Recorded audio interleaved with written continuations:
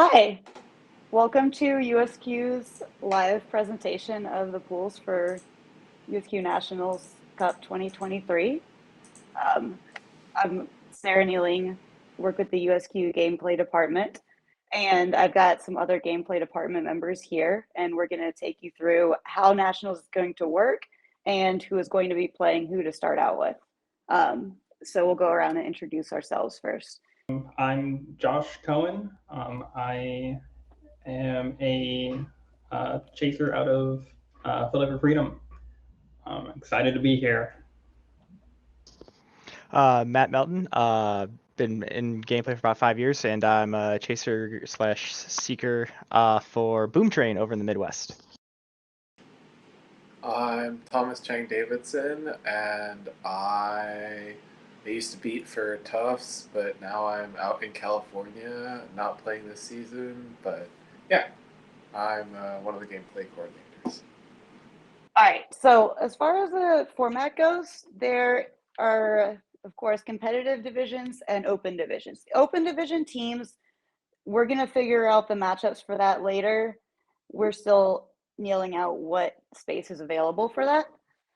But for competitive division teams, everybody will play their pool play games on Saturday, and that will determine their placement in the brackets on Sunday. We based everybody's pool drawing on a standings freeze that we did on Sunday, March 26th, 11:59 p.m. Eastern. So all games that were played before that time were counted in the standings.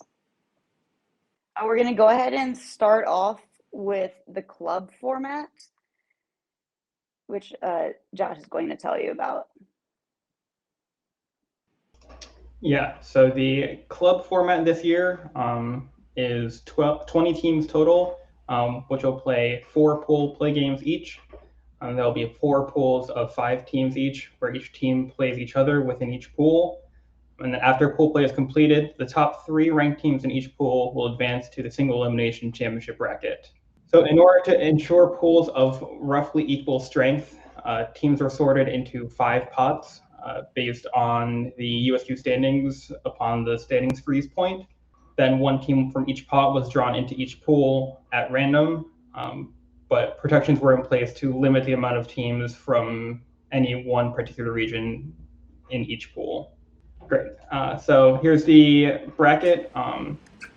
We've set it up as a single elimination 12-team bracket where teams based on their placement in pool play are automatically placed into the bracket in order to limit the influence of tiebreakers across pools. The bracket is set up such that second place teams in pools are on the opposite side of the bracket from the first place teams in their pools, but third place teams were placed randomly in order to increase the variety of first round games and not have first round games that were 2 pools against each other for both second and third place. So now I think with that, we will do the draw for club division. All right, so pot 1 consists of the top 4 teams of the club teams right now. So in Pool W, we've got the new number 1 team in the nation, the Warriors, also the South Region champions this year. Next, the defending national champions will head Pool X, that is Texas Hill Country Heat. In Pool Y, the Southwest Regional champions and multiple-time national champions, Texas Cavalry. And lastly, in Pool Z, the Great Lakes Regional champion and everyone's favorite cold weather train team, Boom Train. So now we're going to go from the bottom up, starting with what teams in Pot 5 are going to be joining these teams in Pools W, X, Y, and Z. Starting in Pool W, the local favorites for this tournament, Philly Freedom. Next, out of Colorado, Mile High Quadball. Next, my nearby friends from Chicago, Chicago United. And rounding out with the Pool Z is the newest club team in the Southwest, the Southwest Alliance. Next, moving on to Pot 4, from all the way in Washington, the Seattle Quadball Club. Next, one of the new teams from the Northeast, the Washington Monuments. And after them is Silicon Valley Vipers out of the West. And lastly, from the South, the Orlando Spider Knights. Joining them all in from Pot 3, we have first everybody's favorite warm weather train team, Terminus Atlanta. Next, everyone's favorite mascot, the Bosnian Bear Sharks. Everybody's favorite pizza-themed team is next with New York Slice. And lastly, out of the West, the Bay Area Breakers. And now, joining all these teams out of Pot 2, we've got first, Lost Boys out of the West. Next, everyone's favorite cold weather team, TCQC.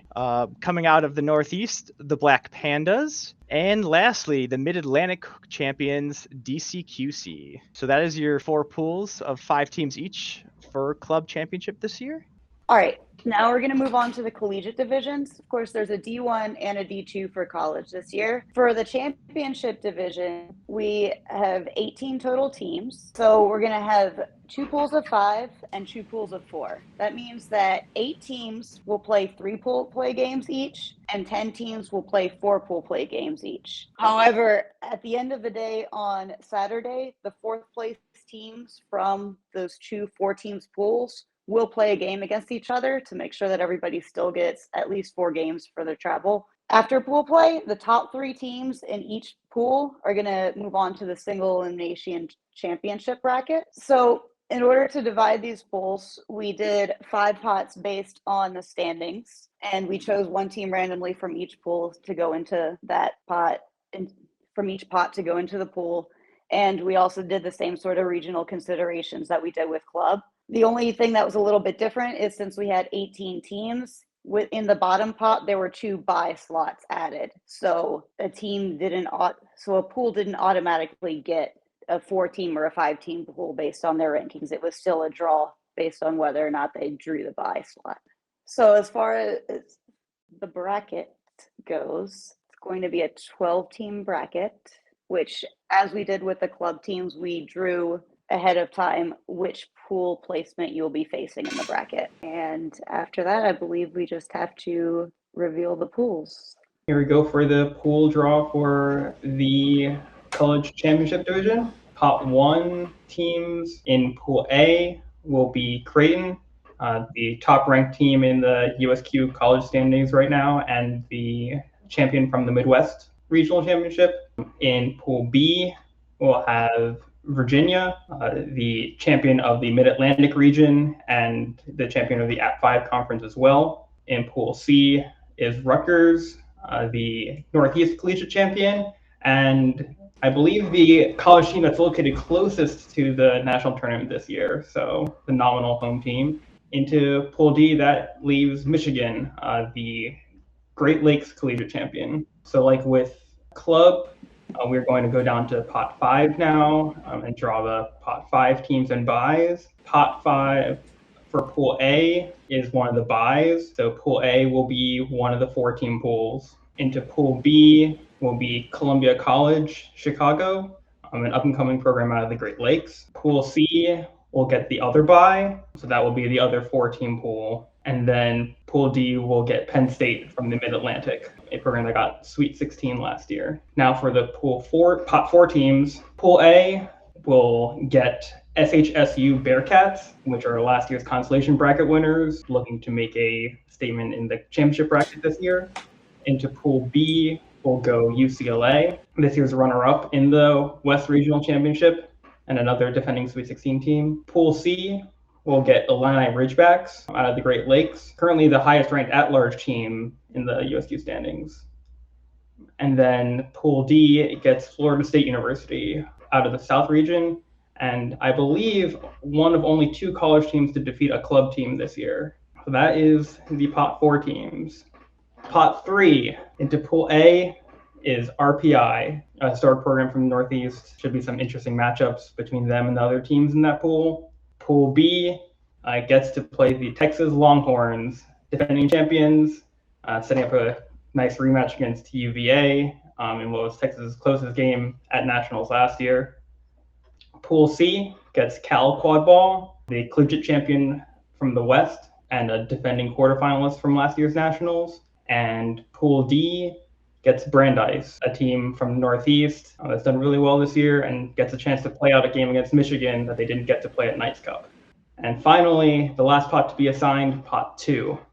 Pool A gets University of Florida, the top-ranked team from the South, and runner-up at the Mid-Atlantic Regional Championship. Pool B gets the Harvard Horntails, runners-up at the Northeast Regional this year, and they get a rematch of last year's fantastic game against UCLA. Pool C gets UTSA, the collegiate champion out of the Southwest Regional, and they get a chance to get revenge against Rutgers that eliminated them in last year's bracket. And finally, in Pool D, that leaves Mizzou, last year's runner-up in the consolation bracket, and actually one of only 2 teams to defeat Creighton this year. And they actually match up against the only other team to do it, which is Michigan. And that takes care of the collegiate championship division pools. So now we get to go to the collegiate competitive division, also known as Division 2. Yeah, so for Division 2, we have 16 teams, so it's a bit simpler. We just drew 4 pools of 4, again, based on the same pot to pool, trying to control for regional variation standards as the previous draws. In this case, teams are going to play their 3 pool play games on Saturday. The top 2 teams from each pool will move into an 8-team bracket on Sunday. The bottom 2 teams from each pool will play a final game on Saturday as a consolation game. Again, these pools were pretty straightforward, 4 pots, 4 pools of 4. And then in the bracket, it's going to be a straightforward 8-team single elimination bracket. So I think we're ready to do the pools for Division 2. All right. So from Division 2, the other divisions, Pot 1 will be assigned first. Michigan State goes into Pool X, or Pool E. Sorry, I got my pool names mixed up. Pool E gets Michigan State from the Great Lakes region, currently the highest ranked team in Division 2 per USQ standings. Pool F gets the second highest ranked team in Division 2, UNC Chapel Hill from the Mid-Atlantic region. Pool G gets Middlebury, a 5-time winner of what was IQA World Cup. Pool H gets Virginia Reunited, which is a joint team between Virginia Tech, West Virginia, and James Madison. Now down to Pot 4. First, Pool E gets a young and growing program from the Northeast region, University of Vermont.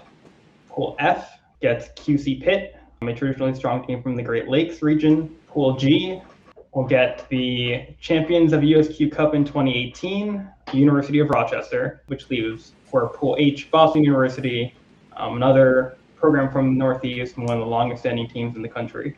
Up to Pot 3, from Pool E is Minnesota, a Midwest team making their return to nationals this year, which is great to see. Pool F gets Brown Bears, a team that burst onto the scene last season and is coming back strong this season. Pool G, joining 2 historic programs, is another one, Ball State out of the Great Lakes, which leaves Purdue for Pool H, another up-and-coming program that qualified for their first national tournament since 2015 this year. Which finally leaves Pot 2 for Division 2. Pool E gets Tufts, another really successful program, semifinalists at last year's national tournament. Pool F gets Arizona State, a young team out of the West region that's played tough all year. Pool G, to finish us out, is Texas State. Texas State being another historic program, joining those other programs in that pool, which leaves in Pool H, Emerson. Emerson being yet another historic program in Division 2. So that takes care of the pools in Division 2 and should be a lot of intriguing matchups in that division. So we have our schedule all set for day 1. There will be a link where you can find this and not have to just look at it from this stream as well. All right, reminders for the teams and outro. So captain's meeting will be next Wednesday, April 5th at 9 p.m. Eastern Time. Just as a reminder, every team must send one representative to this meeting. There's a QR code on screen for registration, or you can go to tinyurl.com/US Cup captain meeting to register for the captain meeting. And then you can also find the pools and brackets live on Tourney Machine. Email gameplay@usquadballcup.org with any further questions. We always love to hear from you guys. And thank you for joining us. We will now invite you to stay on because we'll be having a panel of quadball media specialists to give us a breakdown of their thoughts.